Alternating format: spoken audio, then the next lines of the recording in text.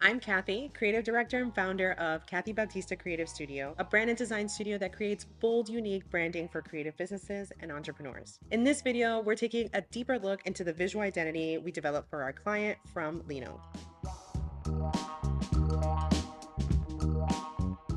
From Lino is a bakehouse from Bethlehem, Pennsylvania that weaves Dominican and European-inspired traditions to craft a unique culinary experience. Rooted in community, sustainability, and innovation, From Lino is reimagining the service industry by creating connections and sharing stories through real, wholesome food. They wanted a brand identity that tells the story of their business, elevates their brand, and pays homage to founder Melanie Lino's Latina, Dominican, and Caribbean roots. This is the original brand identity for From Lino. It was very warm and approachable with a lot of handmade elements. However, they're definitely growing beyond just pastry. They were going into educational content, a physical space, a dinner club, what have you.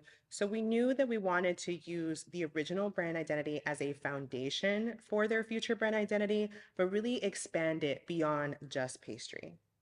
So I knew when we were developing the logo for From Lino that I wanted to use a typeface that was designed by a Latinx designer or font foundry. So I started looking at the typefaces by Bastarda Type, which is a design studio from Colombia that specializes in developing fonts and type branding.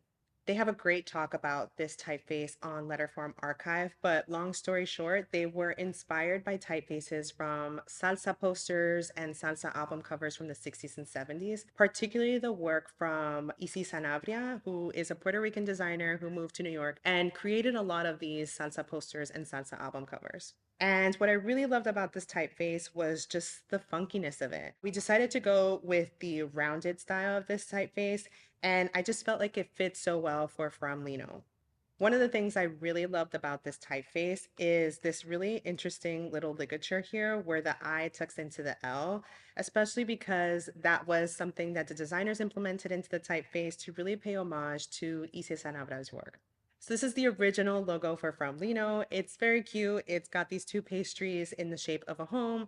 And while it's great, I just felt like it was very limiting to them to just pastry. And we wanted to be able to expand their logo to just represent so much more. So the one thing that I did want to take from their original logo is actually this rosemary sprig here. It was one of the things that the founder, Melanie Lino, explained in her questionnaire was a soul herb for her. So I really wanted to retain that in the logo that we presented to her.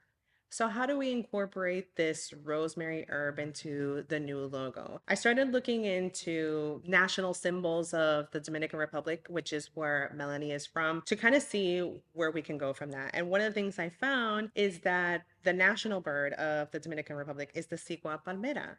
The Cigua Palmera is actually native to the island of Hispaniola, and they're very social birds. They build these massive communal nests in palm trees and on the top of telephone poles, and they're just really social birds. They're considered the social butterflies of the bird world.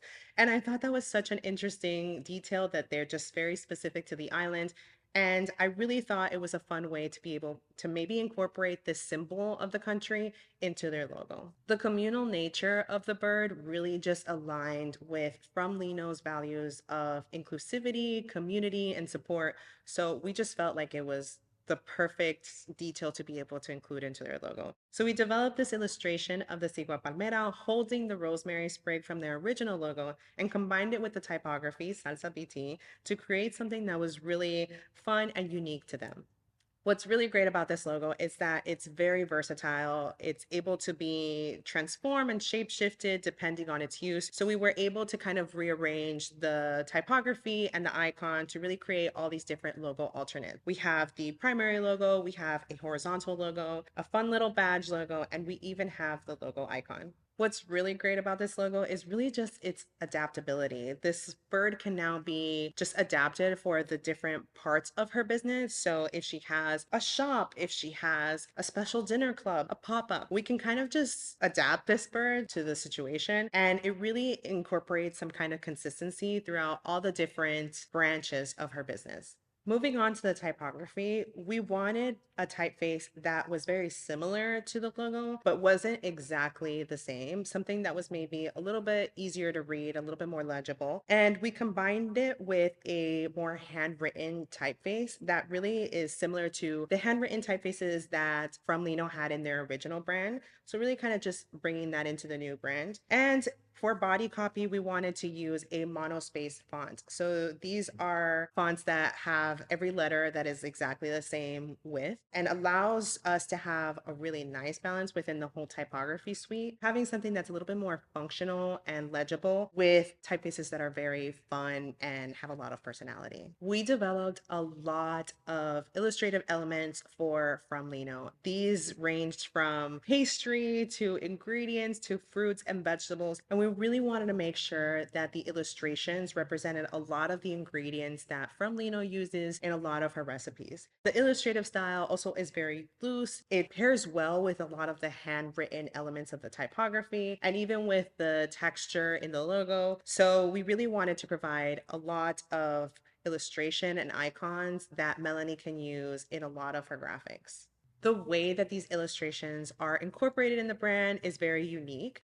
We wanted these illustrations to always be used in this very large format where they take up a lot of visual space and have a lot of impact, especially in graphics like this, where they're just like one of the main focal points in the whole design. We also wanted to be able to provide them where she can use them as accents, but overall using them very large within a composition so that they just attract the eye and just have a lot of visual impact. Now we can see how all of these pieces, the logo, typography, illustrations, and all the other brand elements come together to create a cohesive and intentional brand identity. Thanks for tuning in on this deep dive into this visual identity. If you like what you see, hit subscribe to see more videos like this, and make sure to follow us on Instagram to keep up with everything about KBCS.